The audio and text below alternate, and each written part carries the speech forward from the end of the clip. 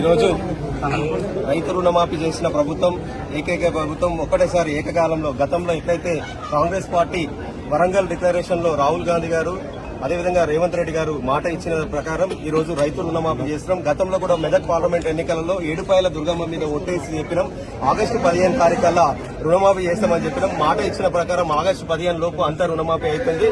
మీరు కూడా గుర్తుంచుకోవాలి హరీష్ రావు గారు, మీరు కూడా రాజీనామాకు రెడీ ఉండాలి. రుణమాఫీ చేస్తామని చెప్తున్నాం కాబట్టి మీరు రుణమాఫీ చేసే ఈ రోజు చెప్తున్నాం.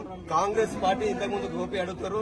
కాంగ్రెస్ పార్టీలో ఉన్న ఎమ్మెల్యే గారైనా అందరికీ కూడా కలుపుకొని పోయి అందరికీ ఫోన్లు చేసి అందరూ ఒకటే తాటి మీద ఉండాలి. ఏదైనా ఉంటే కుటుంబంలో ఏదైనా ఉంటే ఇంట్లో మాట్లాడుకుంటాం. ఖచ్చితంగా అందరిని కలుపుకొని పోతాం. రేపు రానున్న స్థానిక సంస్థ ఎన్నికలలో కూడా ప్రతి ఒక్క క్యాడర్ పిలుచుకొని అందరం కూర్చోబెట్టుకుని వాళ్ళని కాపాడుకునే బాధ్యత ఎమ్మెల్యే గారు, అనిల్ అన్న గారు, మేమందరం కూడా తీసుకొని మేము ముందుకు నడుస్తామని తెలియజేస్తాం.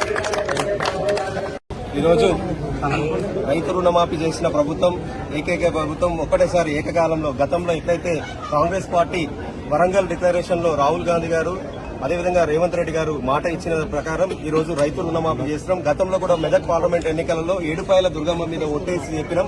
ఆగస్టు 15 తారీఖుల్లా రుణమాఫీ చేస్తామని చెప్పినాం. మాట ఇచ్చిన ప్రకారం ఆగస్టు 15 లోపు అంతా రుణమాఫీ అయిపోయింది.